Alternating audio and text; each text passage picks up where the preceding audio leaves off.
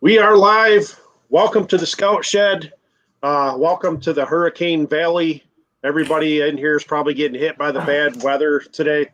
Not as bad as some places in Kentucky and Illinois, but oops. Hit by the bad weather today. Hold on, that's me. Not as bad as some that's me too. Kentucky and Illinois, but hang on, shut the fuck up. All right. Tell myself to shut up here. I forgot to shut my phone off, like I haven't done this before. Hang on. There we go. Well, I tried to open a second browser so I could see the viewer chat, and I was looking for the mute button, but it wasn't showing up. So I closed. That's what I forgot. I turned the vibrator and the sound off, but I didn't turn the sound off on the video. So my vibrator. Yeah. We're starting off. We're starting off early. Talking about toys and vibrators and. My goodness, there's your first. Need more batteries. They say it's not even 2:00 yet, and I'm already drinking, so I'm ready to go. Oh, Ozarks is here. That's good. We got one person. I don't know if they got any of the weather down there, but. Yeah, I had to send him a message asking if there's room in that H3 for you, Randy. Yep. Jarvis is here. Let's see. Good day, eh? No, he don't say good day, do they? Don't say hello, eh? Toby says he's on a phone with his buddy right now, so he'll join us in a minute. Like I said, we don't usually start our questions right away anyway, so sorry about that. Yeah, we got. There you go. There we go. I was going to tell you before you came on, Toby, I filmed a video for you today, so. Thank you. I'll have to edit it real quick and see if I can get it emailed out to you. Yeah, just send it. If you can, just send it to that Gmail thing. I hit up everybody in here. Yeah. Like I said, I think Jason was asking this the other day. What's the purpose? And I think I'm kind of finding a passion or a pathway for this, a trend of stuff. I'm seeing because I don't know about you guys, but whenever I've linked up with or just met a new vlogger on Instagram or whatever, there's always the questions, right? So I'm trying to do some video stuff that might help and I was just talking to another guy. His name's Tweedle D is his handle.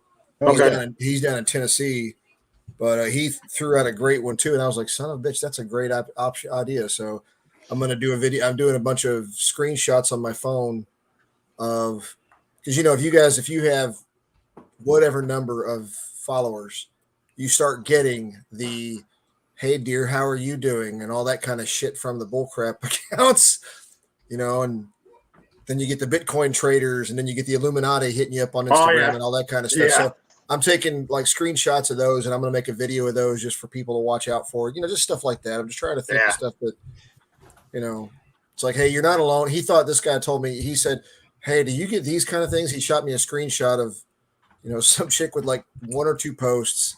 Yeah. Messaging him, hey dear, how you doing? He's like, this is weird. And I was like, no, it's not, dude. Sorry. There you go. It's like I've blocked like hundreds of those. Oh yeah. I've been getting all the Bitcoin ones too. I just block those people. Anybody trying to sell me a house, I block those people. Yeah. Anybody trying to I tell him like the Bitcoin people or the real estate or the whatever's, if they don't message me and they follow me, I leave them alone, right? Then if they try to message me, then I'll say, hey, not interested, leave me alone.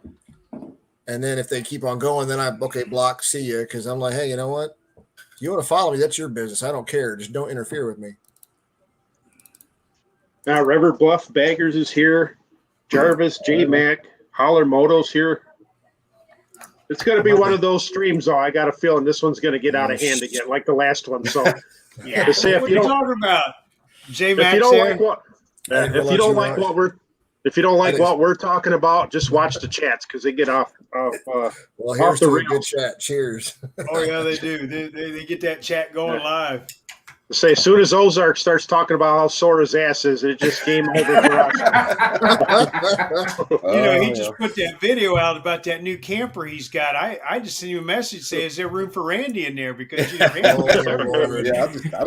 don't need my bike. I just roll out in there. Jesus. Yeah, this could get interesting. But all right, what time is it? Is it 2:00 yet? Yeah, on the nose. All right, looks like we got quite a few people in the chat already. A few people that haven't been here in a while. A few people that have already watched some of our live streams that are usually on Sundays once a month throughout the crappy weather. So we'll go ahead and start the questions.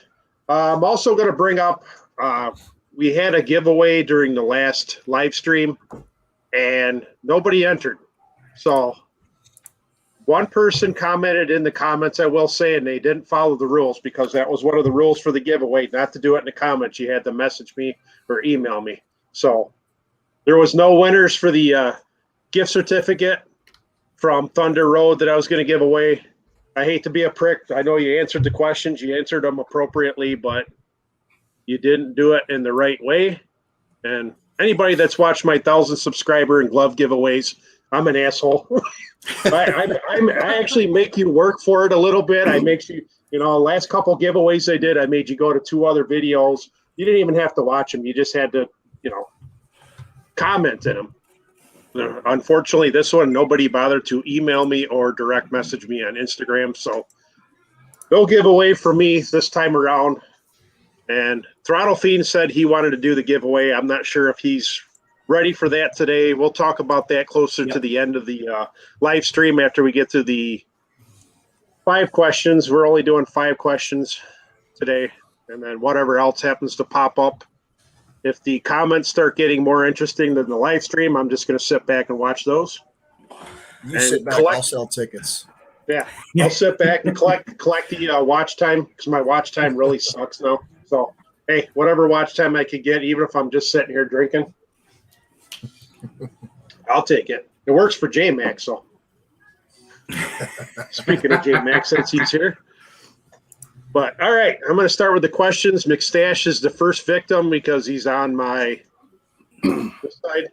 Whatever side that is. All the questions today are pretty much motorcycle related. We didn't do any YouTube related ones this time since we may have people that don't do YouTube videos. They just watch.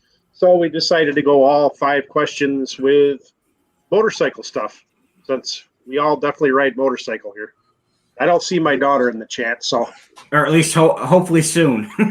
Yeah. Oh, well, yeah, there's exceptions to every rule. Yeah. All right.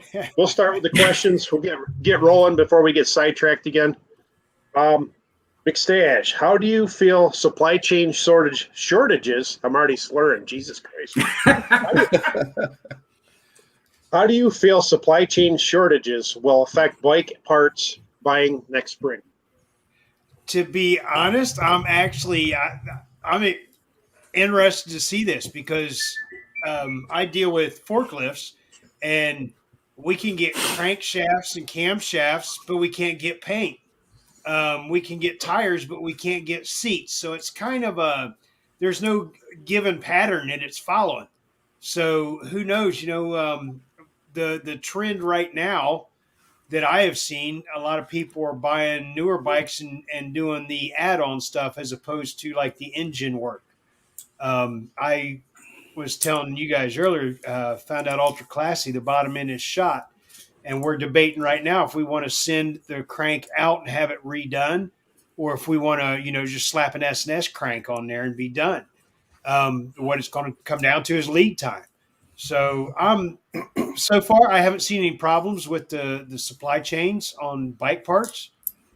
It may have something to do with a lot of it's made in America, assembled in America type thing that, all of us blue collar people were, wait a minute, all of us blue collar people were essential workers, or not counting that guy. We didn't get to stay home any. So, nope. But yeah, so I think it may not affect the bike parts. I have noticed tires. A lot of people having trouble getting tires, but I don't know how many of those are still made here close. So that's the only problem I've seen so far. All right, Sinister, your question. I just bought some parts recently, and I was shocked how fast I got them. But then again, like McStash was saying, it depends on, where they're being made or the parts used to make whatever that product is. And if it's something that's made in the USA and it's mom and pop shop, like I'll give Custom Dynamics as an example. They're based out of North Carolina. So, I mean, they might get a lot of their stuff locally in America, and it's a lot easier to get and get shipped out. But then again, it depends on the product. I remember getting a back tire this year and being told that the supply was low. So if you want to get it now. So I worry that supply and demand is going to affect pricing. So tires going up.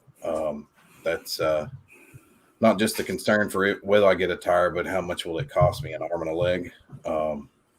So I feel like it's going to affect a particular parts, not all parts. And it just goes what parts are being used to make whatever that product is.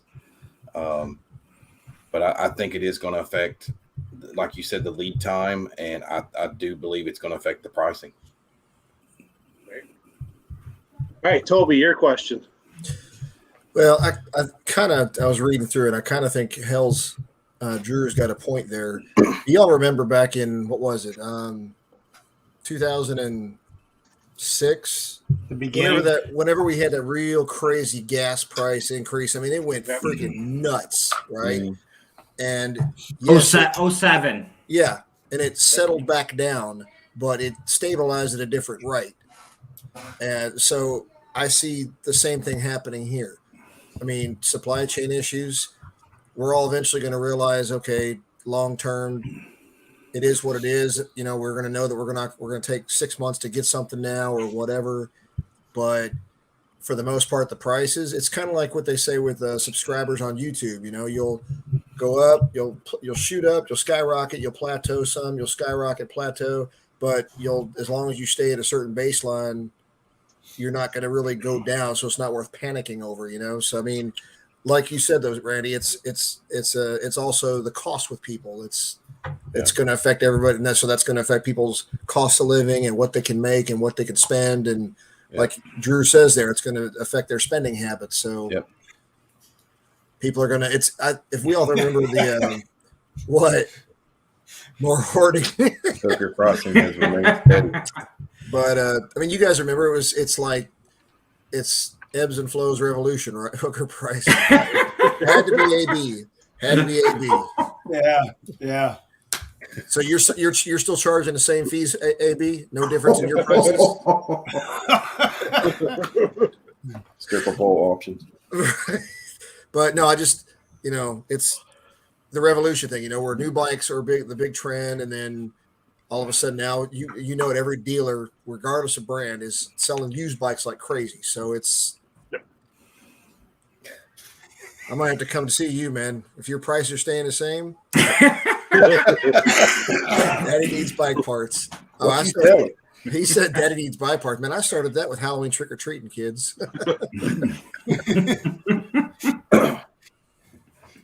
All right, Throttle Fiend, your question. Okay, for me, as Toby sort of alluded to, for me, I don't think it's so much about parts, and Randy did a little bit too. I mean, love Custom Dynamics, made right here in the USA. I think it's more the bikes. Every dealership I've been to, granted, I haven't been to a whole lot since the accident, but every dealership I've been to, 0 new bikes on the floor. If they do have any new bikes, they're already spoken for. They're already, have a sold sign on them. Everything is used bikes, and they're going for well above MSRP. As a side note, Kristen and I, Mrs. Fiend and I, took our Sportage on Black Friday to the dealership for an oil change. We walked up while we were waiting for the car to get done. Walked up to the sales floor to see our sales guy, just wish him happy holidays, Merry Christmas and all that shit. And they literally, for the first time ever, had 0 cars on the showroom floor. Absolutely not one car on the showroom floor, and everything out in the lot was used. He said, we've been telling people, if you want to wait 3 to 6 months, we'll get you what you want at the price you want it at. Yeah. If unless you're willing, we'll get you what you want tomorrow, but you're going to pay through the nose for it. Oh, yeah. So I mean, my local dealership right now is they have 3 bikes on the floor. They have a brand new Sportster. I mean, as of last I heard, they have a brand new Sportster S. They have a 1200 and they have a 48. That's it. Everything else is used. So, as you guys already have bikes, I'm really nervous about how things are going to go come spring. I mean, for those in the chat, I'm actually the one that came up with this question because that's something that's been in my mind all along. I'm like, what's going to go on? And now with this talk of Harley potentially constricting. Sorry, the live chat's gone a whole different path. That's fine. I figured it would. Just with Harley's, the talk about Harley potentially trying to go back to the 90s with making less bikes, which I don't think is a bad thing. Don't get me wrong. No. Supply and demand is a good thing. Hey, that's the American way. You do what you got to do, but it's going to make things tougher. I don't want to be one of those people that's going to have to order a bike and wait 6, 8, 9, 12 months to get it. So, which I'll get more into that in one of the next questions. But that's my whole thing. I think parts like Jason McStash and Randy said, it's all going to really come down to what. Some things will be easy to get, some things will be difficult to get, and it's all going to come down to price. Right. What you're willing to pay. I want to add alibi and add on to what Derek is saying there, because think about this. It's not just, and this is a little bit of a tangent off of this question, but it's not just about the parts, the supply chain. It's really not. What it boils down to is, and we all know this, it's how does that dealership, wherever it is, however you travel, how does it treat you? Exactly. Because you could get all the parts in the world at one time. I know dealerships that have told me, yeah, the system we run, we keep kind of stuff in logs so that we always have something that's needed, but they're assholes. So it's, whether you're doing suspension, whether you're doing lights, whether you're doing tires, and that's an area that some dealerships, namely Harley, reputably is terrible. That's some dealerships. I mean, you go state to state to state, and different personalities are going to ruin that dealership's business because they're already short in supply, and somebody doesn't want to come back there and deal with their bull crap, so they're going to go somewhere else and they'll wait longer. Right. And I know, Derek, you and your wife wanted to look at. It was going to be a second part to this question, but we really didn't look into it. That new Honda, where I see they kind of backed off till next year on it. That's actually something that I was gonna bring up. I'll bring it up now since we're not gonna officially ask the question. Yeah. So Mrs. Feeney and I, Kristen and I, were looking at the Honda Navi. It's $1,800. I mean, it's let's call it what it is. It's basically a scooter and a motorcycle body. But for somebody like her, learning, I thought there would be a good bike. I mean, it's got a 105 cc, either 105 or 110 cc, so it's even just a hair smaller than the Grom.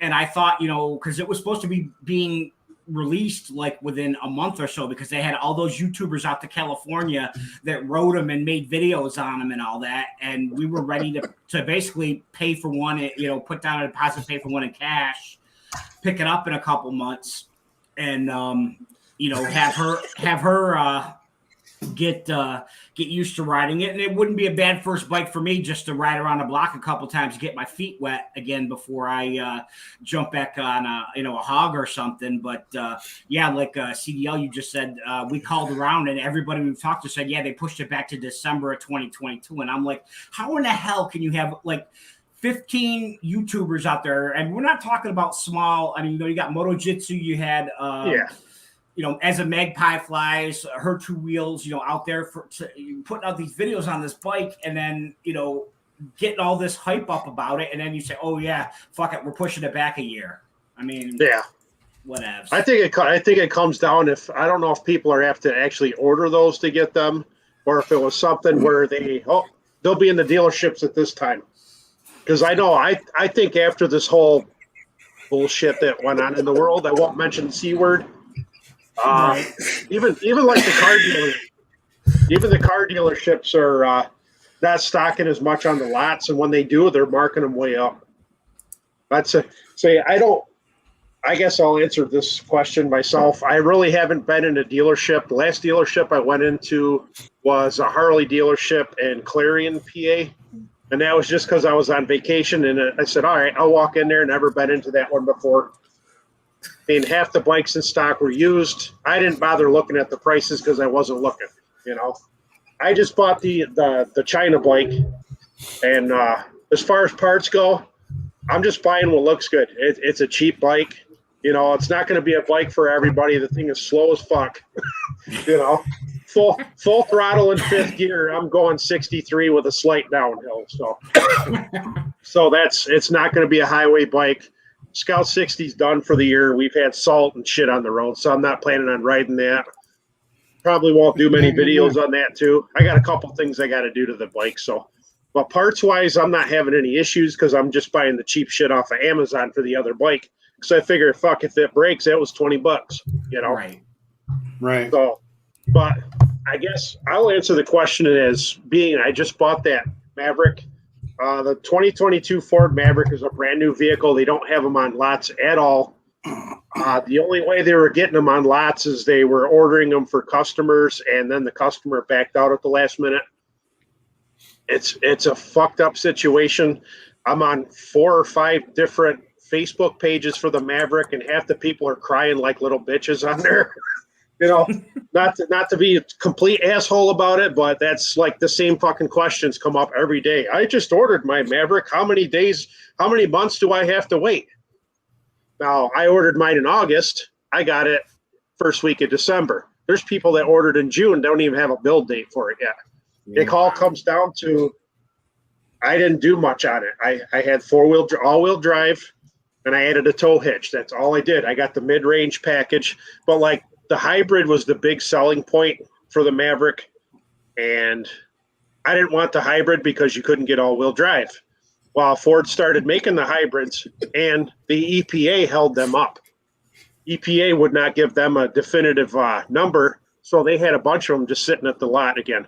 And it had nothing to do with chip shortage. Ford is actually smart enough to build around the chip shortage thing. But it's just now, you know, the supply and oh boy. Trying to block that part out. I'm sure it's funnier and more entertaining than what I'm saying, but Karen from Ireland, interesting. But we got all kinds of people over there. But yeah, basically my Maverick, I bought it, I ordered it. 5 people tried to go to the dealership and buy it while I was sitting there waiting for me to come to get it. Dealership would not sell it to them. But you can go to, I'll say there's a dealership within an hour and a half to 2 hours from here. Basically has the same truck I bought, just a different color. Dealers are putting markup on them right now. The dealer put a $20,000 markup on the vehicle. Ooh. Yeah. This is in the middle of fucking Ohio. This is not California. This is not the fucking rich areas. This is a small dealership in Ohio. Marked it up $20,000. You bought it brand new? I bought mine brand new. Where was the dealership? My dealership I bought here in Pennsylvania is called McCandless. And I bought it for MSRP. No negotiation, just bought it. But there's these dealerships like California that are getting some of these trucks in, and they're marking them up $5,000, $10,000, $20,000. And there's dumbasses out there that will buy them for $20,000 markup. And it's the stupidest thing ever because the base price on this truck is $20,000. It goes back to what Holler said. People's just going to start spending differently. Yep. You might not be able to negotiate much unless you got like Ford does an X plan, an A plan, and B plan. You know, they do it.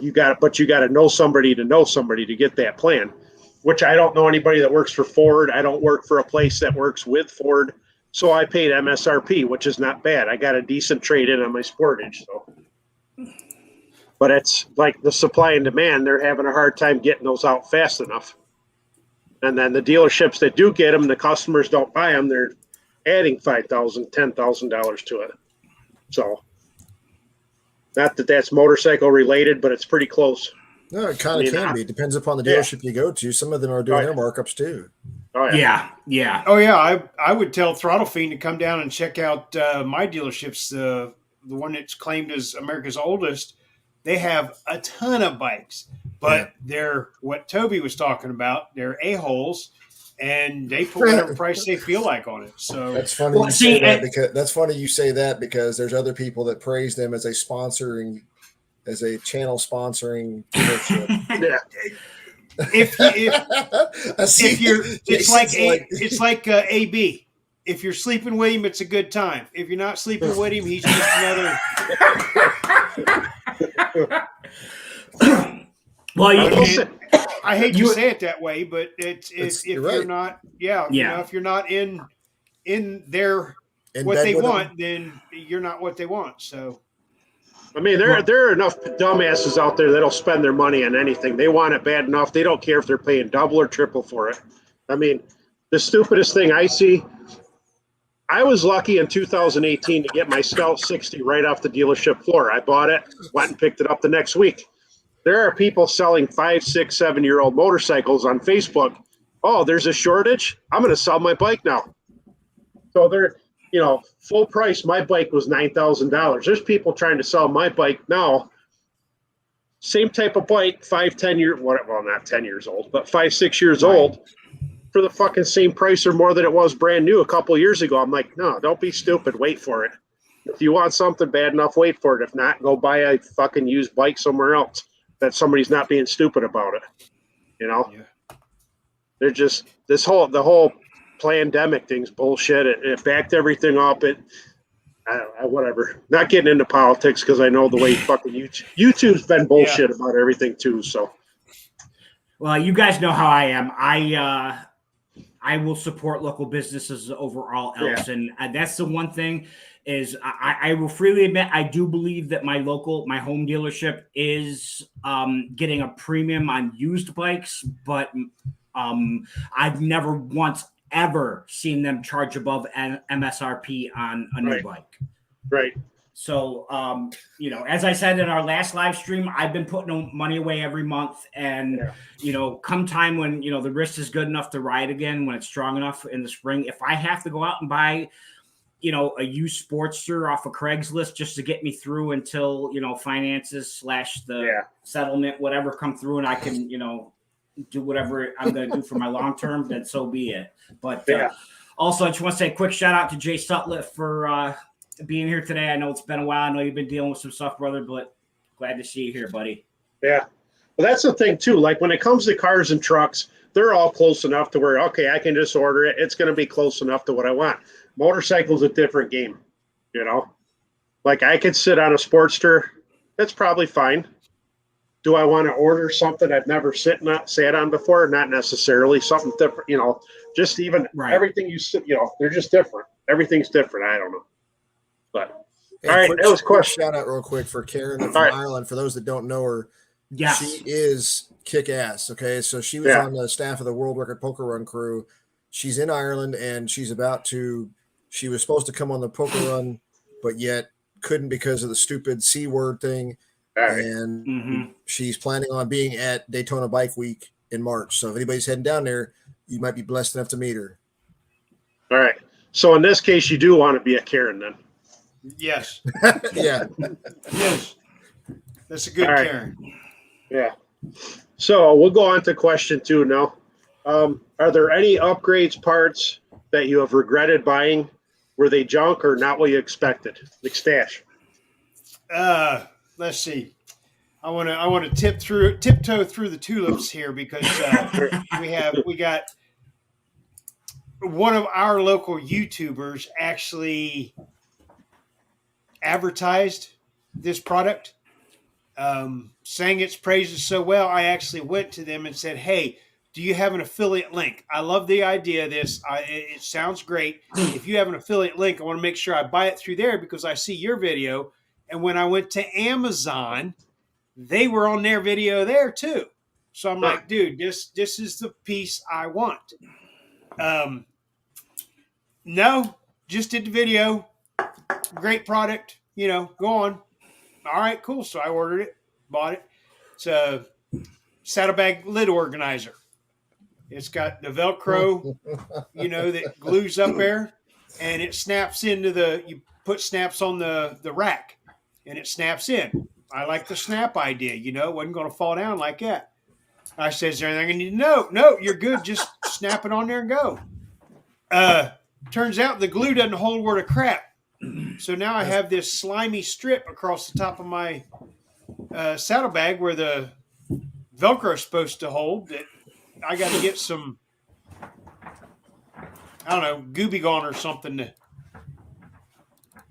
Hershey beer. Why even drink? Hershey's Porter. Yeah, I am drinking left-hand porter, peanut butter. Actually, not porter. Left-hand peanut butter stout. That's some good shit right there. I might have to see if I can buy a whole case of that. What, this or that? This one. I can get Yingling anywhere. Yingling's Pennsylvania. I can get Yingling. Well, can you? Right? It's home for you. Oh yeah, that's a true.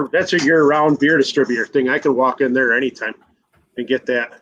I do like that Hershey's. That Hershey squirt. I mean, Hershey's chocolate's pretty good. He said Hershey squirt. There's a name for a beer. Sounds like an IPA. Right, exactly.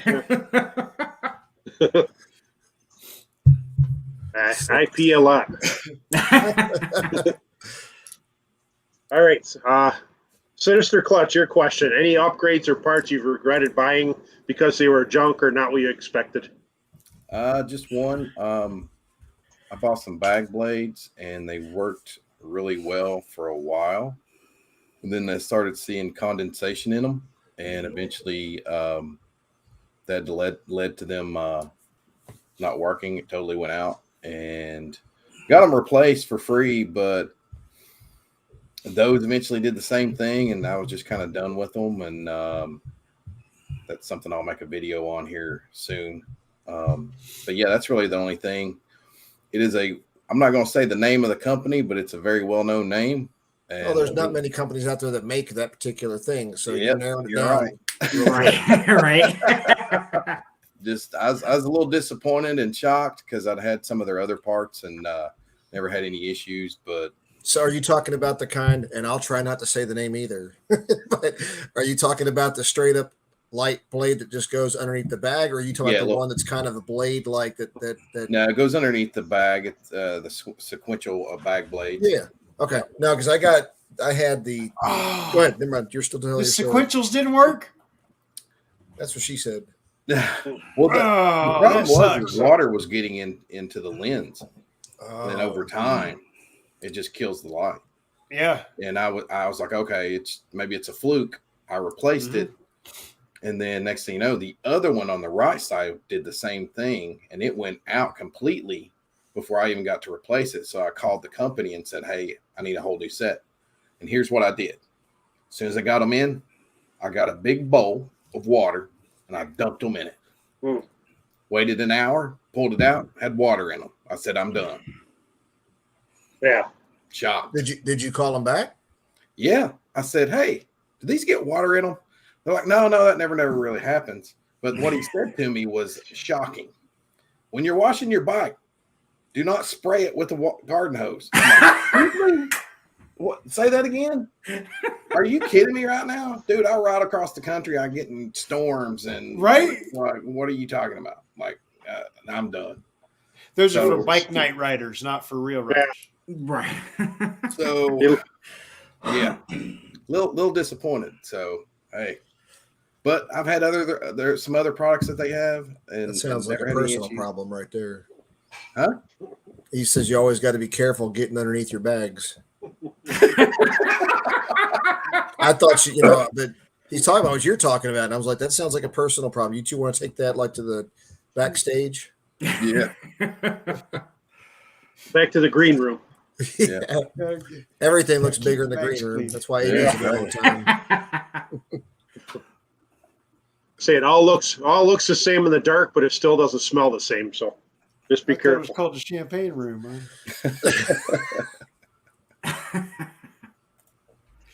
All right, Toby, your question. I've been trying to mull it over, and I don't really. have a particular item that I would say I'm disappointed in, because typically if I get a part or something, if it doesn't work, I call the manufacturer, get them to return it or whatever, or I throw the damn thing away.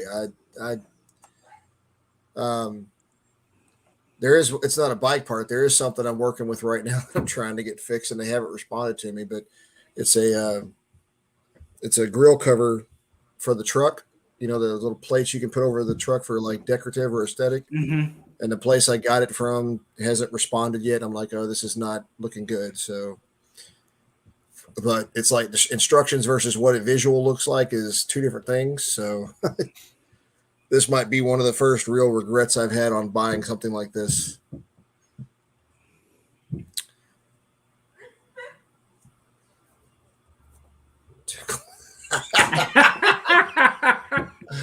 Oh boy. All right, I'll go ahead because I'm assuming that it's Yeah, I'm in mid crunch. CL's getting the crunch in part before the crunch out part. I was gonna be a smart ass and say a 2020 Lowrider S because it didn't keep me from going over the handlebars, but it's not the bike's fault. I do you have gotta buy a fairing. You gotta buy okay, fair enough. I do have a couple of things. First one is the quad lock. Get ready to get grossed out. the quad lock phone mount. If you have anything above like a 1,000 or 1,200 cc bike, do not buy one under any circumstance. When I had my R883, it was fine. As soon as I switched over to the Lowrider S with a 114, it absolutely destroyed my camera. Luckily, it was still under warranty. I took it to Apple. They fixed it, no problem. Went with the rock form after that. Haven't had an issue. And as a matter of fact, I reached out to Quad Lock because after they realized that they needed a dampener for this damn thing, they created one. And I reached out to them like, hey, I bought your product, and like it totally destroyed my phone and, this, that, the other thing. And they were just like, well, oh, well. So, I'm done with them, and I advise anybody else, unless you already have it, it hasn't given you any problems, but still, especially with these newer phones with the super sensitive cameras and all that, be careful. But like I said, I got a rock form and haven't had an issue since. As a matter of fact, that thing stayed rock solid in the accident. It stayed right in place, didn't move, anything like that during the accident. The other thing I'll say, and it's not necessarily the product's fault, but my Saddleman Step Up seat, local riding, fantastic seat, best seat I've ever owned. Anything over like a 2-hour ride, and in fairness, I do like to stop like every hour or so, roughly, just to at least stretch my legs. But yeah, that trip down to Virginia and back, man, I was feeling it. I was feeling it hard. So. Yeah. Great. Other than that, great seat. But yeah, it's unless you're younger and let's say don't have as much padding as I do, look for something else. Yeah. All right. Did Anonymous Spiker ask if the vibration dampener solved the issue on the quad lock? I don't know because I never got one. I actually. Basically, I had the trip coming up to Virginia, so I didn't want to take any chances. So I just reached out and just bought a quad lock. I'm sorry, bought a rock form. And then after that, I reached out and I said, hey, listen, I've got a YouTube channel. I mean, this was obviously before I kind of, whatever. And said that hey, I've got a YouTube channel. I mean, your original product ruined my phone, but if you'd be willing to send out a dampener, I'd be willing to give it a second chance. And I guess it's worked for other people with Lowrider S's, but with them just kind of being like, yeah, I said, what, I got the rock form. I know it works. I'm done. Yeah.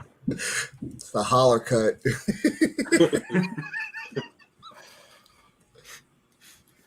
You get the flat top with that? That's straight out of the 80s and 90s. I think AB charges more for that. Yeah. Product wise, the only thing I regret buying now after all these years is the easy brackets for the Indian Scout. Basically, the easy brackets broke on me twice in the last 2 years. They're a $180 product, and pretty much I got another product I'm going to use. I bought brand new saddlebags too. That'll be coming down the line sooner or later. I'll do a video for that, whatever. But the easy brackets are probably the only regret I have as far as products I bought aftermarket. I came back from Sturgis. Luckily, I didn't lose either one of my saddlebags, but both of the brackets were cracked right where they mount on the spools. Part of that was probably my fault because I loaded so much shit when I left Sturgis. You know, by the time I loaded up poker chips, T-shirts, you know, whatever else I collected out there, those bags are pretty full. The problem I have with them now is I bought another set. I mounted them to my Viking bags that I had already, and they lasted less than a year. Actually was riding to work and had there's a lock mechanism that locks them on the spools. The bolt that holds the lock mechanism snapped in half. I had barely anything in the bag, so luckily it didn't fall off. I hit like a bump or whatever, got off my bike to go into work, and my saddlebag's hanging like this. Now, there's nothing worse than having one bag hanging lower than the other. So, you know. That's why you got to use the holler cut. Yeah, you got to use the holler cut. But yeah, I wouldn't recommend easy brackets. I don't care. They're shit. They don't back their product for more than, I think, 90-day warranty, and that's it, unfortunately. $180 bracket ain't worth the shit, you know? And it's not something like where I can just replace the bolt because I lost a piece to lock it on there. So once you have them mounted, you got holes already drilled in your saddlebags. What are you going to do? You can't find another bracket that's going to have the same holes and everything. So that's pretty much it as far as things I bought. I mean, I bought some shitty mirrors off of Amazon and eBay in the past. You know, I can't say any name brands because they weren't name brand mirrors. You know, just shitty ones, Japanese, Chinese, dirty knees. Look at these, whatever they are. But that's it for products for me anyway. Question number 3. Do you have any winter projects planned for your motorcycles? Or are you shopping for a new motorcycle? Okay, McStash. Actually, yes. I had mentioned it earlier. We finally got Ultra Classy tore apart, and I'm planning on repairing the lower end of it. He still putting in a Timken bearing because it's 2004, doesn't have the Timken main bearing. And we either go to Dark Horse for a new crankshaft, or we'll have it sent out and have it repaired. Just a little bit cheaper that way. So No. I'm not sure, but it'll definitely be hydraulic tensioners and all that stuff. We're going bulletproof on this one. Yeah. All right, Sinister, your question. Yeah, I have a few projects. I'm gonna put some bars on my bike and change out my bag blades for obvious reasons. Previously stated. And I got some speaker grills sent to me to install, so I'm gonna install those, and that should be it. Sent to you. All right. Uh-oh. You getting that big? You're getting free stuff now? Yeah, getting a few That's what free she things. said. Nice. Yeah. Well, hey, Jason, shouldn't that question be directed at an anonymous biker? I mean, he's the one giving the free thing out, right? Hey, he's giving away a lot of stuff. I didn't know if he's doing bag blades or twisters or what he's doing. I'm trying to follow along. Oh, boy. All right, Toby, your question. Winter projects or motorcycles? New motorcycle. No new motorcycle. Don't need that right now. Yeah. I'll got to get my dad's bike back and running, but yeah, I've got some stuff I'm putting on my bike over the winter. What was that look? Randy? Randy's head went back. Something I read in the chat. I don't know if I want to repeat. Long and moist. I don't know what that's all about.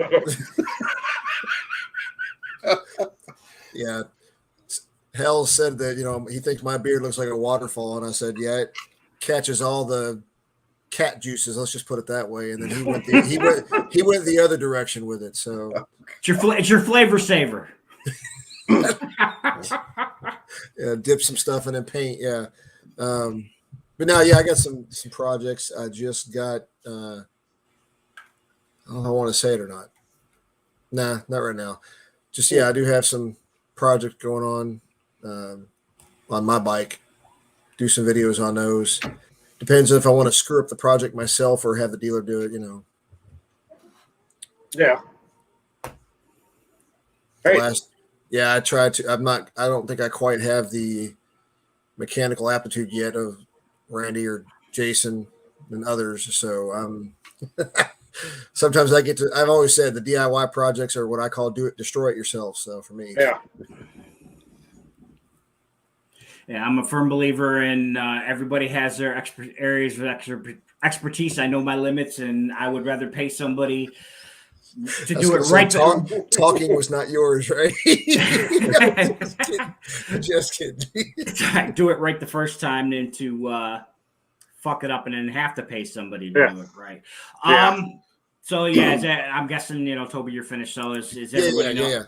As everybody knows, obviously I have no bike to have a project on, so I'm just looking towards the spring and looking to see what's available, what my wallet can handle. I mean, I definitely will be on something in the spring. It may not be a hog, but I will be on something. And then as time goes on, I will be back to some semblance of long distance touring, because that really this past year has just, y'all know how I feel. Yeah. You're hanging in there, man. You'll get your bike. Yeah.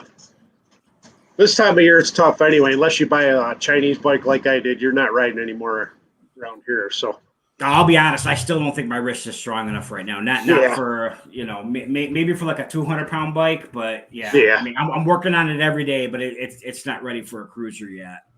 Yeah. Yeah. Ding. Somebody's lunch is ready. All right. I have no plans as far as buying another bike. I think buying a truck and a motorcycle in the last 2 months is enough. Working 2 jobs, it's already hard enough as it is buying 2 vehicles. And of course, I can't leave anything alone. So I always have projects. Every time I buy something new, it's always a project, whether it's new or used or abused. So I was working on the China bike today. Like Anonymous said, it is legal. I already had that video. I wrote that. I got a couple things I want to do to adjust that. As far as I'm concerned, riding season is never going to be over as long as I have that bike now. So I bought it fuel injected just for that purpose, so I can run it in the winter. And I got to say, for being an $1,800 Chinese motorcycle with fuel injection, once I change that battery, I haven't had that thing on a charger once. It'll sit for a week, 20, 30 degrees. I walk out there in the morning, turn that thing starts up like nothing. Nice. So, yeah, granted, it only has like 8.5 to 1 compression. So that's a completely different story with my Scout being 11.5 to 1 compression. That thing doesn't want to start when it's cold out. So, but project-wise, I'm just going to keep modifying that bike. I was working on that a little bit today till the weather went sideways. Couple things I got to do to the Scout. As far as new bikes, probably not. But I can't ever say no because I'm always looking at shit on Facebook. There's always, now that I bought that Chinese bike, there's always somebody selling a used KTM and a used KLR. And I'm like, shit. Why did they go with the Chinese bike and now you people are selling the freaking Japanese version, which is a little bit better, a little bit easier to find parts for. The one downside of this bike is you have to buy from certain dealers that carry the Chinese parts. There's a few Suzuki parts that fit on them, a few Honda parts that fit on them, but other than that, if something goes wrong on that bike, it's going to be a bitch to replace it unless I find used parts. But the thing is with this bike, Everybody was getting those stimulus checks. Everybody was going on Amazon, spending $1,900 and buying them because, oh, I got a check now. I can go out and learn how to ride. Yeah, then they crash it once and they cry to their mama, put a Band-Aid on their knee, and then sell it on eBay or Facebook with a bent rim and whatever. But as far as projects go, that's my plan on riding the whole year. That's year's almost done, but I'm gonna get this thing. It's running great, so just modifying it now so I actually more comfortable to ride. I haven't gone very far on it other than around town, so I'd like to get at least 100-mile ride out of it. So that worst thing is I topped out at 63. Like I said, it only goes up to about 63. The speedometer is pretty accurate. I checked the last video I did. I checked the GoPro GPS, and the GoPro said it was closer to like 61. So it's about the same as any other vehicle. It's off by a couple miles an hour. So I don't plan on it being a highway bike, but I would like to be able to cruise 55 comfortably without whining it out. So those are my projects for the winter, I guess. And of course, the Maverick's got a bunch of shit I've already ordered from Ford. So, like I said, I can't leave anything alone. Sounds like. And I did actually find a company in Ohio, about 2 hours from here. They specifically work on EcoBoost engines, and he's already made a intake, an exhaust, and he's already got a spare turbo that he's tearing apart for it. So it's only a matter of time before that thing's got the same horsepower or more than the Mustangs have that are in the dealership right now. The EcoBoost Mustang, anyway, not the Coyote ones. That's a different story. But my project's just finding time for them, I guess. I got a lot. I always have stuff going on. I have 2 jobs to pay for it, and then I have no time to work on it because I have 2 jobs to pay for it. I've been there. Yeah. But let me see, where are we at? Number 4. Do you have any regrets on not finishing any projects or going on any rides in 2021? No, I don't have any projects I didn't finish. No regrets. No regrets. I have no regrets at all. Trips. I did every one I wanted to do and then some. Actually, towards the end, I got the Blue Bike and Doyle called me and said, "Hey, we got a Airbnb down here for Forgotten Angels. You want to come down here?" And I'm like, "Shoot, dude, it's October and I'm in Ohio, and you want me to go to Florida? I'm there."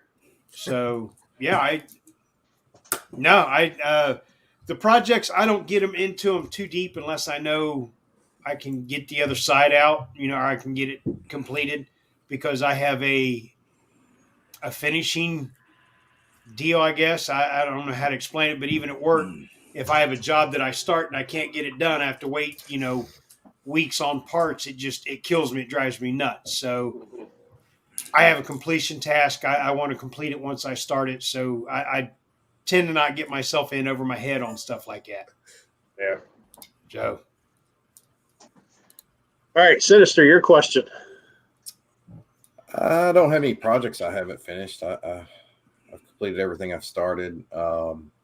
Trips this year, I went on more than I expected. I wasn't expecting to do the world record poker run, but I did it, and that was huge. So I think I would have regretted that if I didn't do it. But I mean, there was a trip I had planned before the Rona hit. I will do it, but I mean, I wish I would have gotten to do it during normal circumstances, but that's probably about it. I can't think of anything else. So that's all I got. Yeah. All right, Toby, your question. Yeah, I don't really have much of either.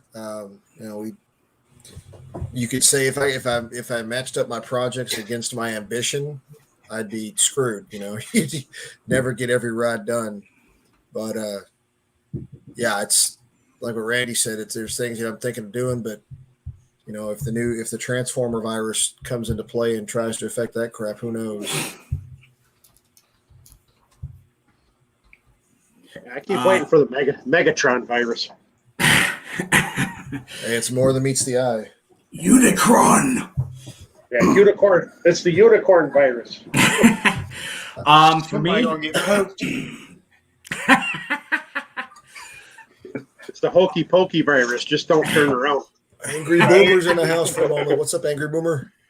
hey. Other than the obvious, missing out on the World Record Poker Run due to the accident and all that, the one that really, really sticks out, obviously, is when y'all met up for lunch that day. I wish I joined because that was basically the last time, you all got to see Bubba. So I really wish I would have, even though I wasn't able to ride because that was after the accident, I wish I would have just said, screw it, jumped in the car and drove out there. I would have spent 8 hours in the car for a couple hours lunch, but, you don't know what you don't know. And, I'll forever regret that. So that's my one regret. And obviously didn't have any projects really because didn't have a bike. Yeah. Well, you got a project to search for one, at least. Yep. Keep shopping. Oh yeah. Let's say even if you find something for cheap that you can even mess around with. Well, see, ultimately that was my Right. when I had my lowrider S, that was my plan. Is I wanted to have an older Sportster that I could just tinker around on and learn as much as I can, and then that way if I screw something up I still have a working bike that I always have a bike to ride. So that's the plan long term. We'll see how things go, but yeah. I always have regrets. I don't get to ride as much. This year was hard with working the 2 jobs again. I wanted to do like a camp out or something. Never got to do the camp out. Was going to plan something with Bubba. I was going to meet up with him. I never really got around to planning it necessarily, and unfortunately, he died before we would have met up anyway.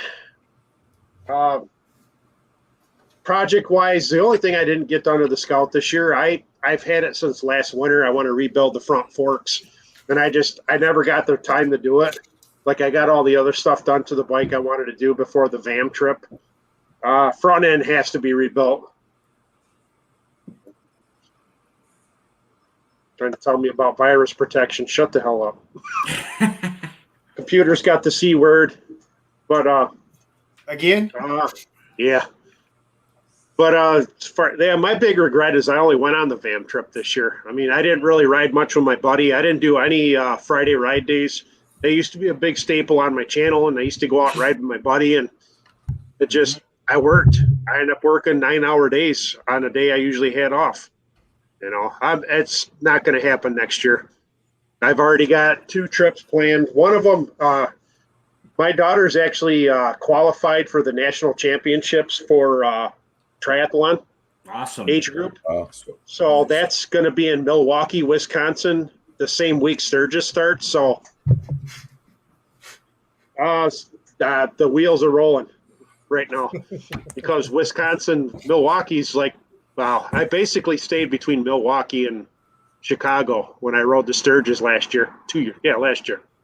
If nothing else, you can at least hit up the Harley Museum. Yeah, that's my plan because I'm not sure which day her triathlon is on yet because they're doing Saturday and Sunday. So the age group one might be Saturday. My ex-wife does triathlons too, so she'll probably be doing Sunday. But my daughter qualified. She's 15. She qualified for I think it's 15 to 18-year-old triathlon national championships this year. Wow. So that's actually in August. VAM 22 is July. And then 2 weeks later is my daughter's triathlon. So I'm still debating if I want to camp for that. I'm looking at campgrounds up that way. They have some pretty decent ones. I looked at hotels, and like the closest hotel to the starting line is like fucking $250 a night. Yeah. Downtown Milwaukee. The triathlon actually starts at the Discovery Center, which is right on the lake. And there's no place to park, so I need to be where I can at least walk there, kind of. There's quite a few campgrounds up there. One I'm looking at, it's like $30 a night. I'm trying to decide if I want to ride there or not. because I might. I mean, obviously I can do that distance in one day. I did it last year, so it'd give me an excuse to get another motorcycle trip. I never got to camp. So that's one of my regrets is I wanted to camp this year and I never got to do it. So I've had a tent for my motorcycle for years and I've never used it. That's So, personal. That's sad, man. That's personal, and that you shouldn't be saying that in this discussion, this live chat.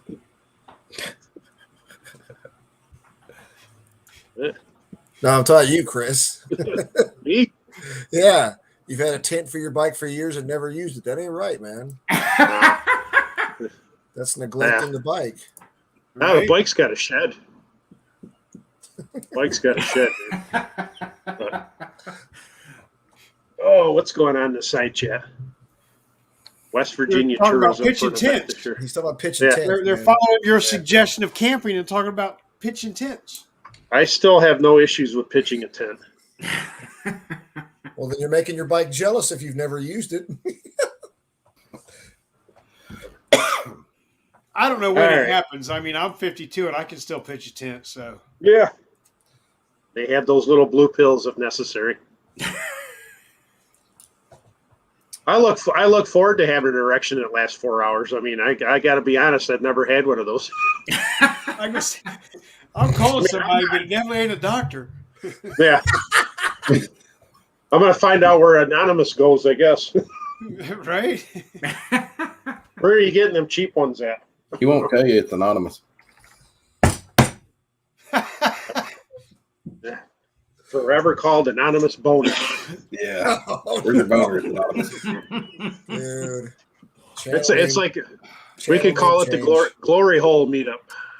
He said, step right up, bro. Yeah. Glory hole 2022.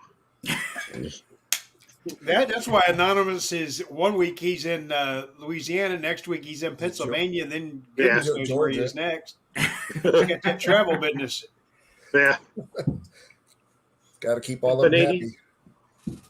Oh, God. Yeah, I'm sure there are some cheap ones in Jamestown, but you don't want any of those, trust me. Yeah. I've seen them. But, all right. They probably got good bag mounts. Yeah. Let me see. Number 5. Did you go on to the next question for me? Yeah, we're going to number 5.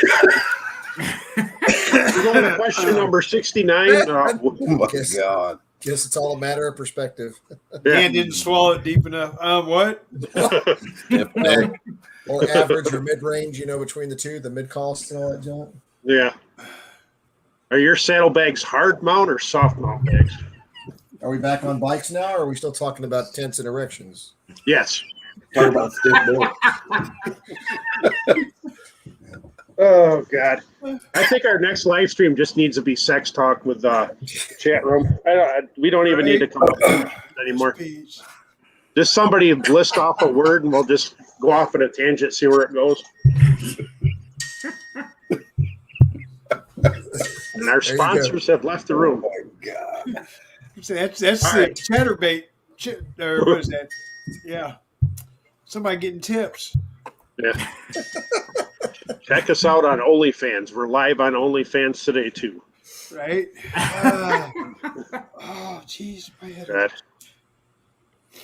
All right. Question number 5. The final full question. Will you be traveling for the holidays and will it involve motorcycles in any way? It depends on where Anonymous Biker's going. I'm riding with him. That's all I got to do. Well, there you go, AB. Now you know who's on the bike with you. Yeah. Woo! Actually, we just come back from Georgia. We went down to Georgia and met up with Blue Bike and Doyle and her 3 wheels to plan our trip next September. Put a video out about that. Roadside distraction tour is what we're going to call it. We're going to hit a bunch of, ball of twine, all that good stuff out in Holler Moto's way. So we put out a map. We want everybody to look at that map, and if you're on that map or if you're close to that map, let us know because we'll stop by and Blue Bike and Doyle is going to be signing autographs. So, oh boy, yeah, that's our big trip. Then the 30th of this month, we're not taking the bike because of obvious reasons. But we are going to go down to Virginia and meet up with UCM Pegs and do some Christmas light looking. But yeah, it don't involve. I mean, it kind of involves a motorbike vlogger, but not a bike because I'm not driving. I mean, I can do it if the wife wasn't with me, but yeah. Yeah. All right, Sinister, your question. I'll definitely be traveling for the holidays, and but I don't know if it'll involve motorcycles. It may or may not. I don't know. That's kind of where I'm at. I don't have anything really planned because I did a lot of stuff this year and put in a lot of miles, and now I'm just letting my ass rest. And you're making AB out there like salivate by hearing that from you. Yeah. All right, Toby, your question.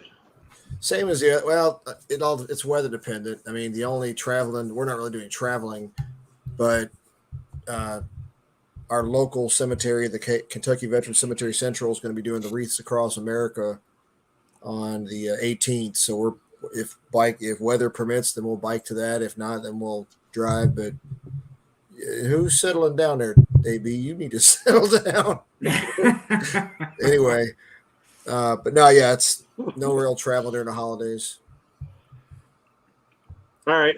Yeah, pretty much same here. Most of my family is either local or within like 70 miles. So no real travel there. Obviously, as McStash said, for obvious reasons, won't be, even if I had a bike, won't have a bike as a part of it. So, yeah.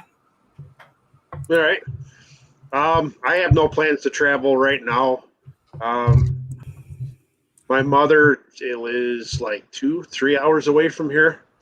So I haven't gone up to visit her in years, but now with all the BS going around right now, she doesn't want anybody around anyway. So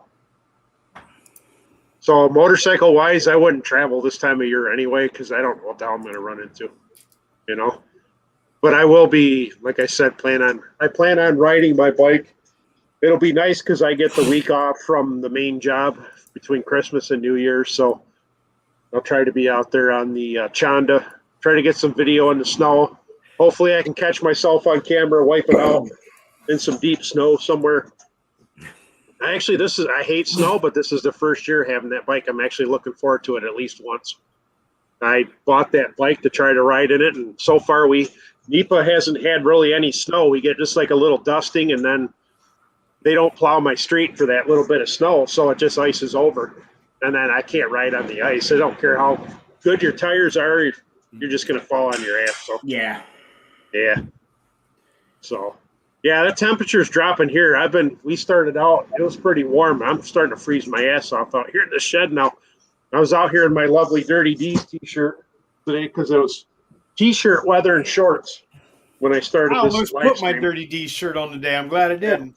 Yeah, I haven't worn this shirt in a while. I don't see too much. I follow Deez on Facebook, but he hasn't really been doing a lot of videos, so he's busy working. He ended up starting a new job after Sturgis, and he's working his ass off. So after Sturgis, I thought he'd been doing the real estate stuff. Yeah, he started that job not too long after that. Okay. Something happened with his job. I won't get into it too much. Something happened after he came back. His birthday was AB's right. His birthday was yesterday or day before. Yeah, thought it was yesterday. Yeah, but I don't know. I've been pretty bad. Something about last 2 years. I don't wish people happy birthdays on Facebook anymore. So I'm just like, yeah, whatever. You're old enough. I'm getting to be a cranky old fart, though. I haven't got my Dairy Queen cake in about 3 years, so fuck everybody else. My daughter's birthday is on New Year's Eve, and the DQ down the street from us has a sale on February the 2nd. They sell out a whole bunch of cakes, so we always hit that and get it for my daughter. Yeah. I get mine every year. That's what my wife usually either gets like the cookie cakes because their kids don't like regular cake. I don't know what the hell's the matter with them, but they usually get either like a cookie cake or like a Dairy Queen cake or something. Let me see. I got There's a question over for here. you. Yeah, I'll put that up on there. No, actually, the sissy bar I have is Dean Speed, and I ordered it specifically for the saddlebag mounts. Dean Speed makes two different versions of the same. You custom order them. I mean, they make them pretty much when you order them.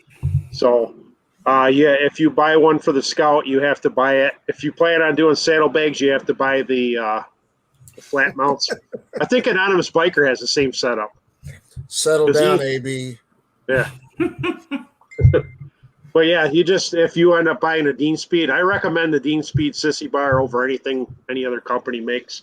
I know a couple people like Bearded Bobber and stuff. They have a different company. I can't think of the name of it. They're nice, but I like Dean Speed. Dean Speed makes good stuff. My handlebars are Dean Speed too, so the welds are excellent on them. So, but yeah, Jesus Christ. Oh boy. I don't know how I should take that question. Does it fit into the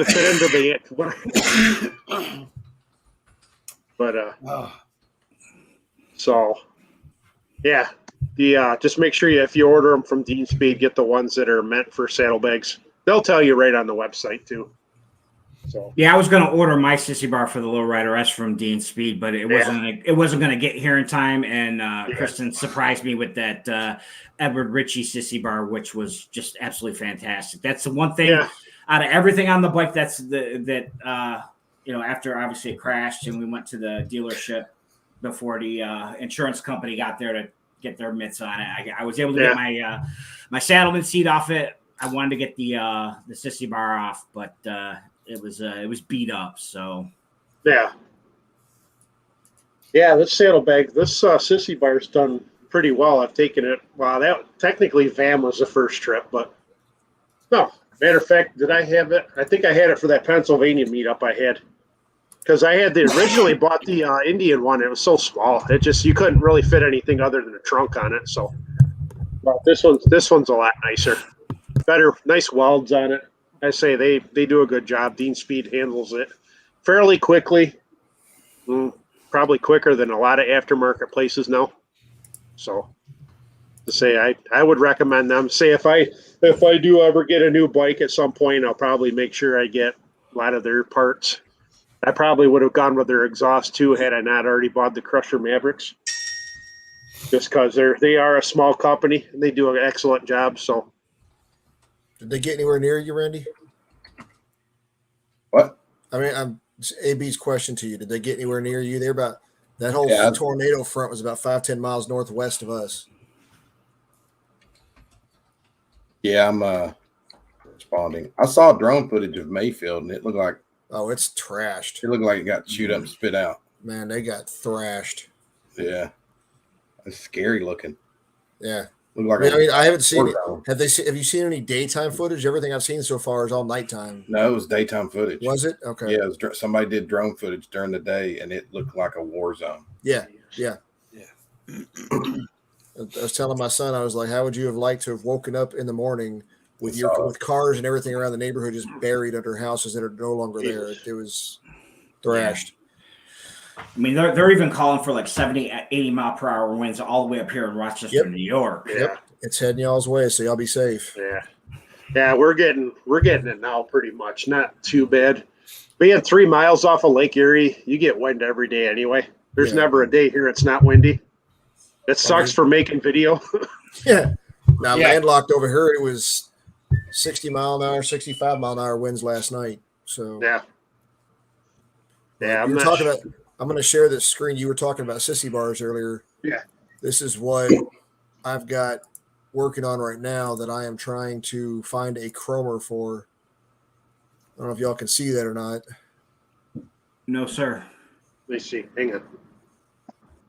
I can probably. There you go. Oh, there we go. Yeah. Nice.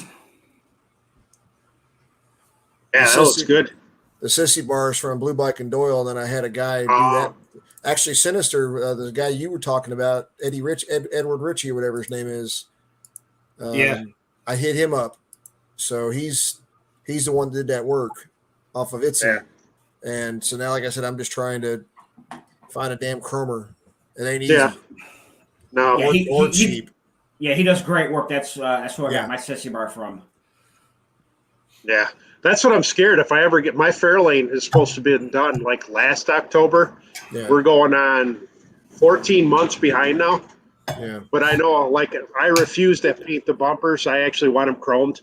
I don't care whatever else I do to the rest of the car. I'm trying to keep it sort of stock looking. Yeah. Interior is definitely not going to be stock looking. I've already got replacement stuff for that. But the car's been sitting now. I haven't touched it all year, which sucks. But the chrome, there's a local chromer that would have done both front and back bumper for $650 a piece, I believe. Yeah. Not bad. To me, that's worth it. I mean, if you got somebody local and they do a good job, I'm scared to see what the hell that's going to cost me when I actually get around to doing it, though. Now there's a place in Nashville, and I think there's a place in Cincinnati, but I haven't dug into those yet. The guy in Nashville, the company down there, says they could do they said they could do the sissy bar possibly for, I think, around 300 something ish.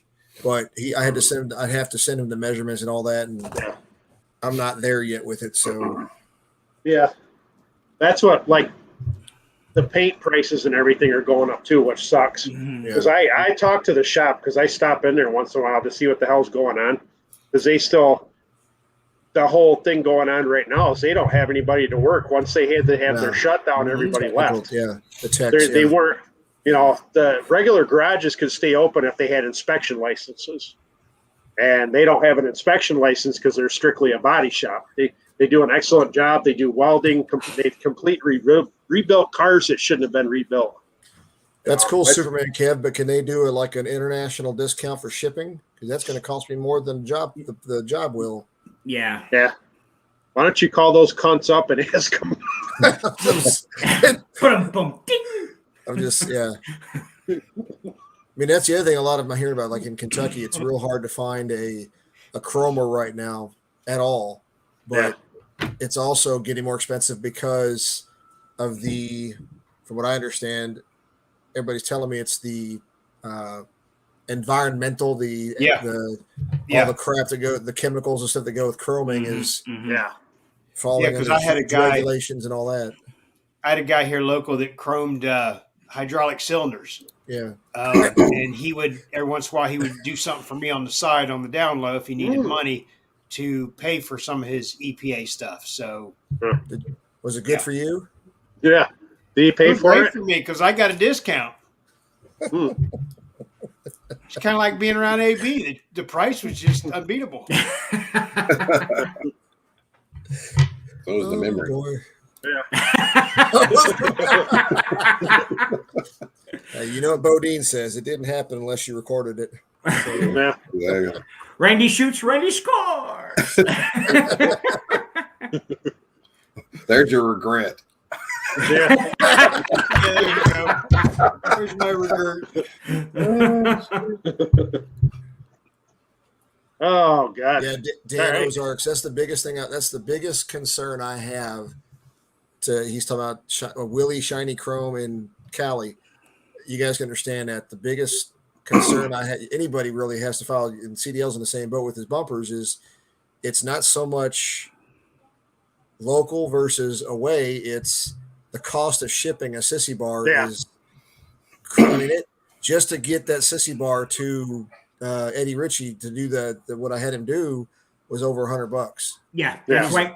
Easily, just because of the oblong shape of a sissy bar in a box. So getting it out to a chromer somewhere sent, like, I either have to just eat the money and decide, okay, I want the chrome done. It doesn't matter where I send it to, or leave it as it is. So yeah. That's why when Kristen saw Eddie Ritchie on Etsy, for the price, she just jumped on it because it was cheaper than everywhere else. And like I said, Dean Speed could do it, but it wasn't guaranteed that it was going to get to me in time for the van trip.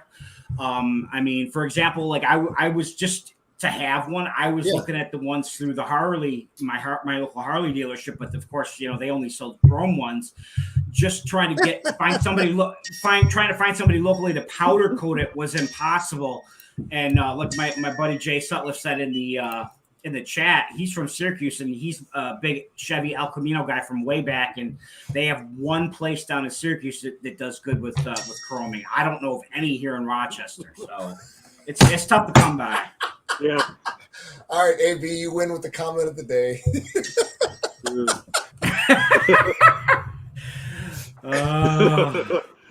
Should we just start posting comments up and just shut up now? Right. This is the last half hour. We just post comments.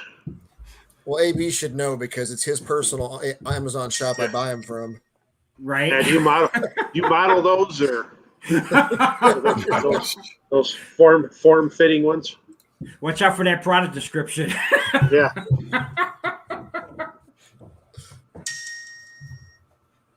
As long as it has a tag on it that says "I am anonymous biker," I'm good. Yeah. Yeah. Hey, at least comes with stickers. I'd say, who cares how much you spend for it? As long as you get stickers with it, you're all right. Exactly. Right. It's all about stickers. That's when you cross the line between swag and sexy swag. All right, so I have a question for you, Toby. This has been on my mind all stream long. Oh, is Lord. that a Army jersey, or is that like an alternate color Andrew Luck jersey? No, it's an Army jersey. Yeah. Cool. I couldn't tell from Black it. Knights. Even with my glasses on, I couldn't No. see. This is the 12 is the 12 fan, but yeah, it's an Army Right. jersey. Cool. Awesome. That's on my bucket list. Make it to an Army Navy game before I die. Yeah, I wouldn't mind that.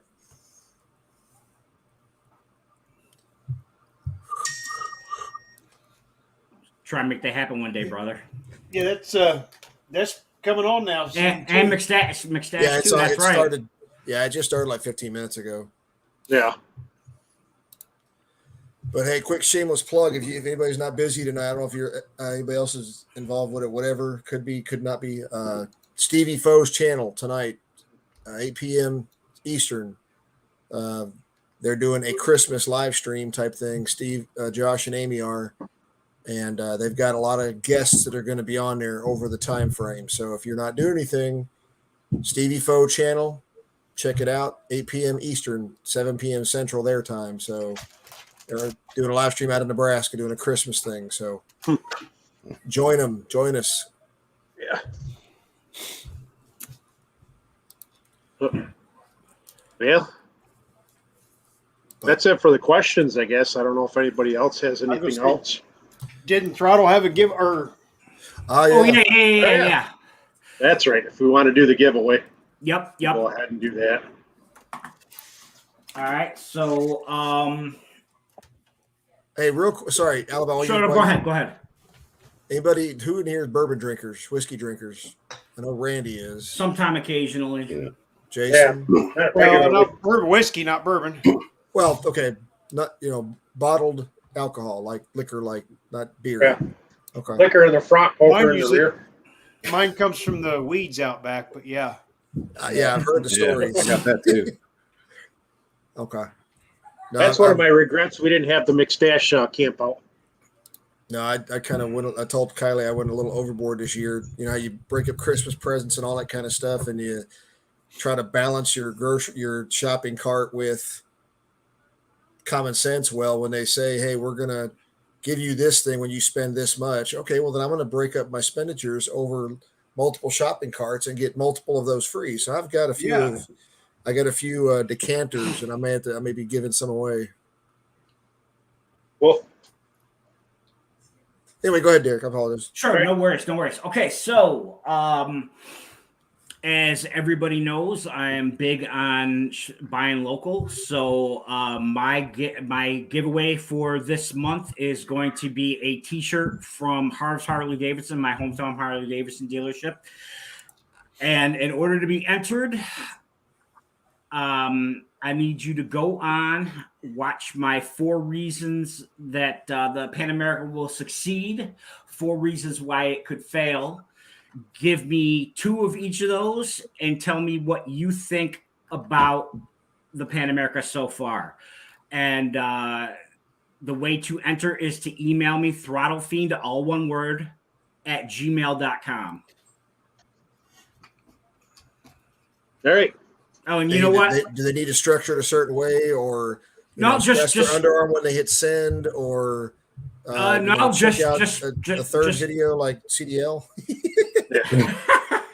Watch 15 videos. All right, What did I'll I tell you what. say Yeah, at one point? I'll tell you what. I'll add another qualifier to that Shit. then. Okay, so and the other video is a short one. Okay, so there is That's what she another. said. There's another video. There's another video I made about bikes that I wish they still made that they don't make anymore. In that email, let me know the two Hondas that are in that video. So again, watch the 4 reasons that the Pan America can succeed, 4 reasons why it might fail. Give me 2 of each of the why it'll succeed, 2 why it'll fail. Let me know the 2 Hondas that are in the bikes that they don't make anymore that I wish they did. Send it to my email, throttlefiend, all one word, @gmail.com. And since I'm making you watch 2 videos, I'll even throw in some poker chips too. Good. Also, most importantly, I have to have your t-shirt size in that email, because if not, you're either getting the smallest damn one or you're getting the biggest damn one they make. All right. And thank you, McStash, for putting my email in the chat. I appreciate that, brother. Yeah, just make sure you follow the rules. Unfortunately, I only had one person reply, and they didn't follow the rules, so I didn't have a giveaway for this month. But we might do this all year long next year. So legit, we'll see. I mean, yeah, it'll take the 2 videos between the 2 of them. I think maybe might be 15 minutes long. 15 minutes of your time, 2 minutes of your time to type out an email. Man, you get a free T-shirt and a couple of chips. Yeah, that's my thing. If you want something free for me, you got to at least support my channel a little bit. Watch a couple videos. How long? It's not going to hurt you. Yeah, Follow the rules. I'll be the first to admit I've been slacking off. I've been in a bad headspace lately. And speaking of which, I want to thank you for reaching out about that video, Toby. So you will be getting that. And I'm not going to make any promises, but I actually have 2 very good videos in the works. This time of year for us at work is just absolutely horrific. It's our World Series, Stanley Cup, all that rolled up into one, and I lost a coworker to a better position last week, so my plate has just literally doubled. So I have had very little free time, but I will do everything in my my power to get those out, because I do really truly enjoy creating content. I mean, like I said, I've been in a bad space, but I do enjoy it, and I do want to thank. I know I've lost some subscribers, but which I completely understand given the situation. But I do want to thank everybody that has stuck with me. I appreciate you more than you know. And there are big things coming. I just okay. There are better things coming. I just got to get to that point, in the spring when I can ride again, and get my finances and all that shit figured out. Oh, and good news, I've been 24 hours without a cigarette. This is actually not a vape. This is one of those inhalers. So I'm just getting nicotine. I'm not. So it's been a long road. I'm hoping this is it, man. I got to do it. Yeah, that cigarette money's gonna be bike money. Exactly. That's right. That I'm not getting any younger. I'll be 50 next month, man, and I have a grandparent that passed away at 52. So yeah, I want to get healthy. Yeah. Let's say I just had a coworker, a friend of mine had a heart attack, but he's 68 years old, should have retired already. His wife died of Parkinson's years ago, so he just goes to work every day, and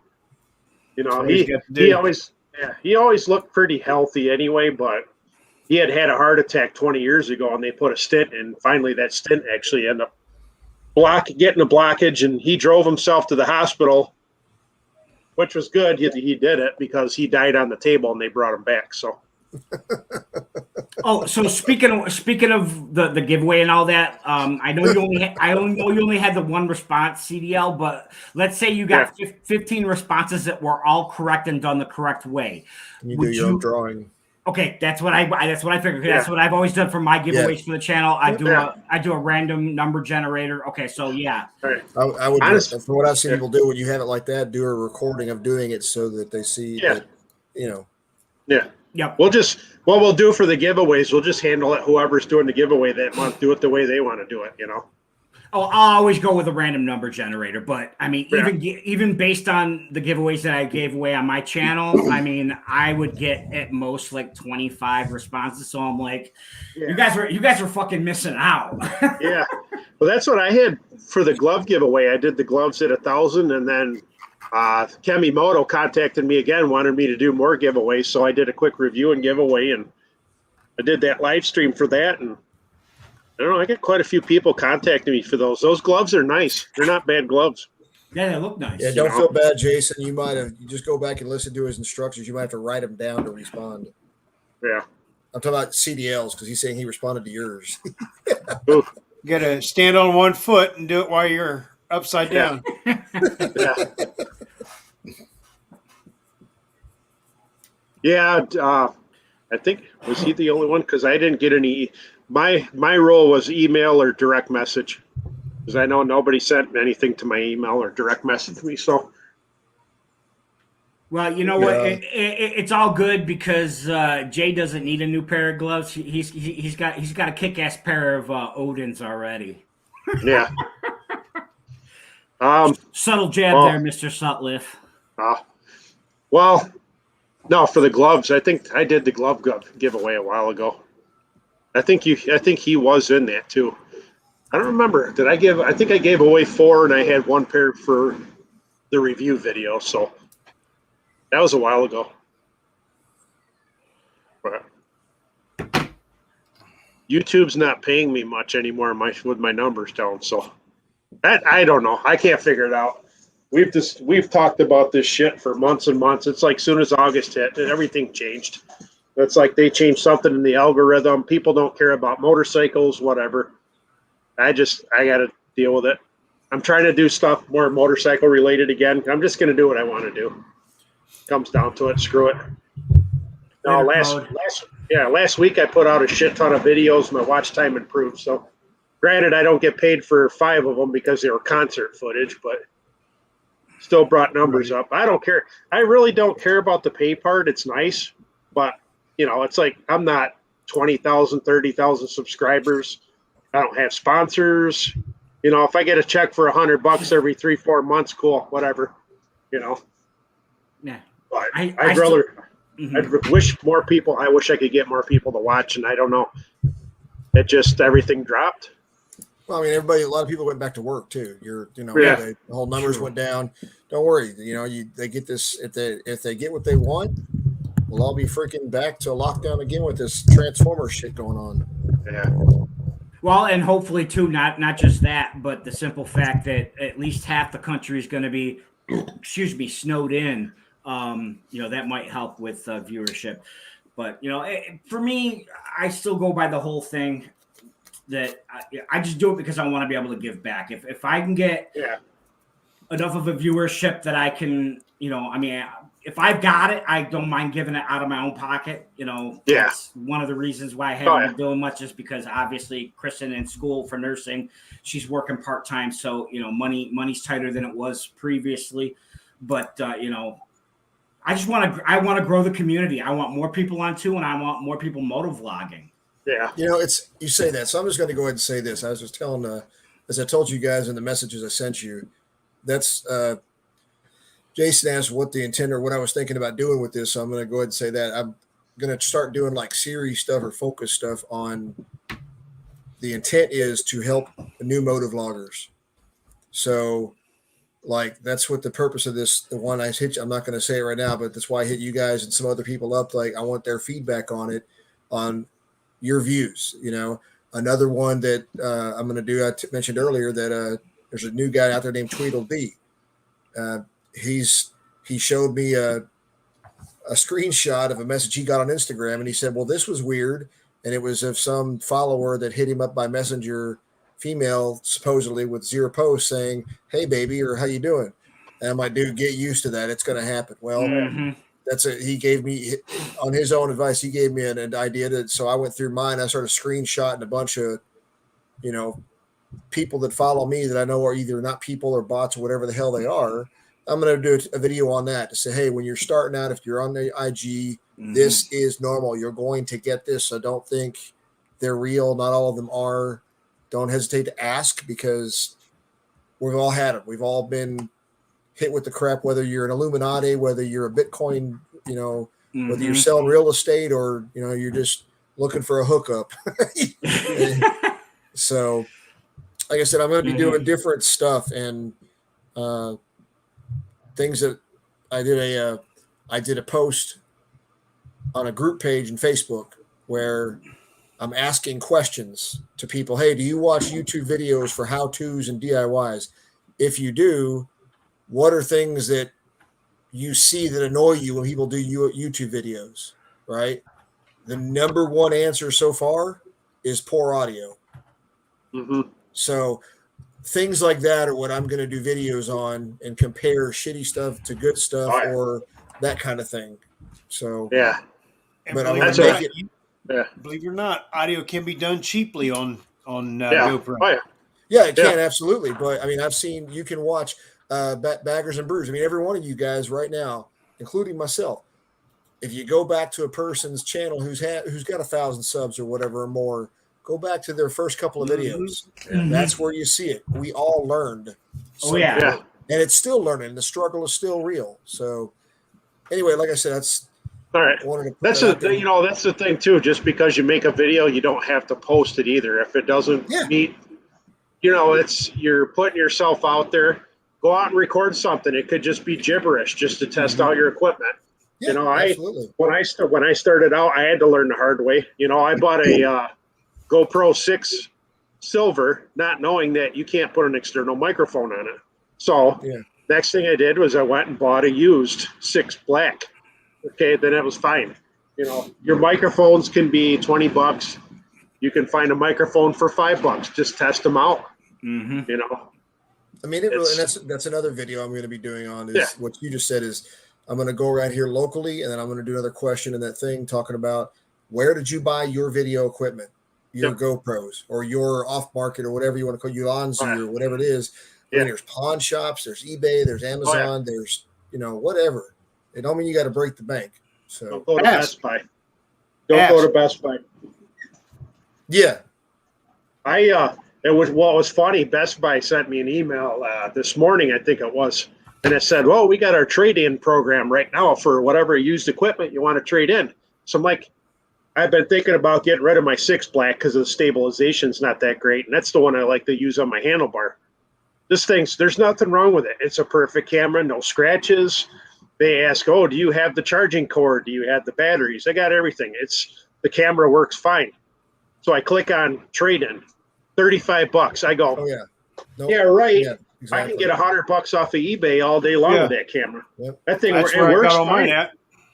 The damn camera works fine. There's nothing wrong with it. It's just my pickiness when I mount it on the handlebars. It kind of shakes a little bit. It doesn't have the stabilization of the 7 or 8 or 9. Well, what they're going to do. Except for my microphones, I get them from Dollar General. Yeah. Hey, Drew just brought up a good point. They're doing that. I put that out in a video earlier. Shout out for them on Instagram. They're doing a video tomorrow launching the crew of the Small Channel Mafia. And that intent also is to welcome in and bring highlight to new channels. If you're a young subscribing channel, they're trying to bring that person's awareness or that channel to the forefront so that they learn or they can, there are people out there that do this stuff that have no freaking clue. 17 subscribers or 6 subscribers. I mean, hell, Harley Daywriter, when he did his coffee with HDR this morning, there were 2 people on there that said, they've been sitting at, 10 subscribers or whatever for the last 6 months or whatever since they started their channel. And by the end of that show, they had at least 3 or 4 more. Yeah. So, I mean, that's what it's all about I mean, Jason even said it a few months back, is it's not so much, you hand somebody $1 million who's been in poverty all their lives, they're not going to know what to do with that. A brand new motovlogger, if you jump them to 1,000 or above, that ain't going to help them. because they're not really, they haven't learned and grown into that yet.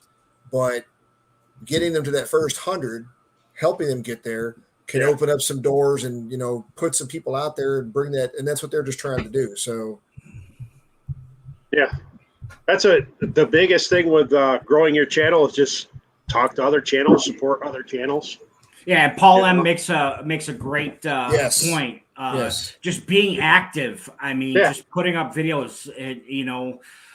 Yes, there is some science to the thing of being on a regular schedule, and obviously, the more you put out, the more eyeballs you get. But I mean, as long as you're active and you're putting videos out there, I mean, I've lost, I think, maybe 10 or 15 subscribers since the accident, which again, totally understandable considering I put out one video in the last 2 months. But as long as you're putting out content, I mean, and again, I always say, make the content you want to see. I mean, make things that interest you, because if your heart's not in it, I mean, I see a lot of people talking, I mean, we'd all love to be the next, whomever.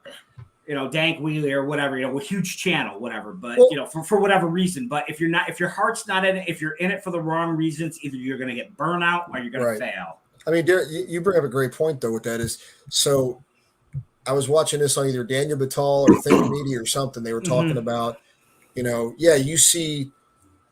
want to keep it within what you enjoy doing. Otherwise, like you said, you're going to burn out. However, that's the great thing about like sticker swaps or, just because you've seen 1,000 bagger install videos or whatever, that doesn't mean that they don't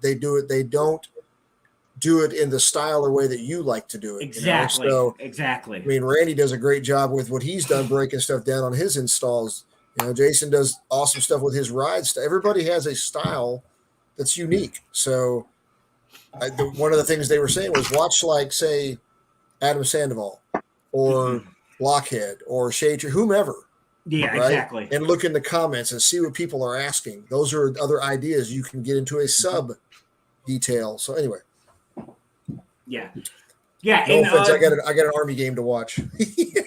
Last thing I'm going to say on this is two things real quick. One thing, don't be afraid to borrow ideas. I mean, there's nothing original anymore, whether it's writing, videos, whatever. Everybody's done everything already. Bring your own spin to it. And secondly, as Toby pointed out about David Battal, check out other creators from outside the motor vlogging sphere. Yeah. People that make their own videos on equipment and how to make videos and setups and stuff like that. You'll learn a lot more. Right off the top, you got like Daniel Battal, you got I think his name is Neiman. Dave. He's a bald guy. He's got a twin brother that does a channel too. I think Neiman is the last name. And then you got, Think Media's one. TubeBuddy does videos. Hell, YouTube Creator Academy does videos. And stuff that just. Yeah, Blockhead himself has told me personally that he's learned a lot from YouTube Creator Academy. Yeah. All right. Anyway. Yep. Go Army, beat Navy. You actually do not have to spend a lot of money to start a channel either. You can do it from your phone. Yep. You look at, good example, Mr. G. Go look at Mr. G. Mr. G does not have a GoPro. Still does not. Nope. Everything's on his phone. Everything's on his phone. He's got what, 600 subscribers, you said? Over 600, yeah. Yeah. And he does it all on his phone. And Mr. G. Doyle's similar. Consistently, Mr. G has watched and commented on every single video I've done since he started. So, take care. Catch you later. All right, you're out of here. Oh no, I'm just. That's his. That's That's coin Mr. phrase. G. Thumbs up. Catch you later. Thumbs up. Catch you later. Yeah. I started saying bye for now as a joke because I don't remember where I heard it. I'm like, bye for now. Paul, That's every video Army Navy game is going on right now. It's currently 7-7. Jeez. Whistling Diesel, million sub, does everything on iPhone. Yeah, see. Damn. I mean, granted, your phone almost costs more than like 4 GoPros now, but yeah, no kidding. Yeah. Well, I tend to use a lot of my phone as well. I mean, yeah. when I saw McStash, when I met him for the first time at Bluegrass Harley, he's walking up talking on it. I'm like, I just am not used to that yet, but I'm getting there. So I'm. Yeah, Yeah, that's something a lot of people say they can't do, they can't get used to or whatever. Dude, I'm an introvert, and when I do stuff like that, that burns my social battery up so quick. Yeah. But you know, if you look back at the times, and I do it, I'm bad about it at these meetups. You meet some of the greatest people, you have some of the greatest conversations, and you got to get that out there, and people eat that up. So that's the only reason I started doing it, is just because, you know, that's good times right there. How much did we laugh, the three of us standing there talking, Toby? And you know, if I didn't get a fourth of it on the camera, but dude, my big thing is when we had VAM 21, I got to Sonic on that Thursday night meetup. I didn't record at all. I mean, there's people I didn't get to talk to them too much after Sonic. You know, once the rain and shit started, and I really didn't want to ride, I hung out with Bubba and we took a ride a little bit. And weather got shitty, go back to the hotel and sit. You know, but I wish I would have recorded a little bit more at Sonic, because there's quite a few people there that I probably, who knows, unless I go to VAM. Well, I am going to VAM 22, but outside of there, when am I going to see him again? You just got to, hey, Travis, that's one thing you just got to do. Get used to having that camera. You can always cut. You can't add. Exactly. Yep, that's what I'm learning. I'm not one of them that gets on, and that's somebody just done a challenge. Goofy just done a challenge not too long ago. Yep. Can you hop on your bike, hit the record button, do your video, and hit the off button and upload it? Yeah, most of the time that's what I do.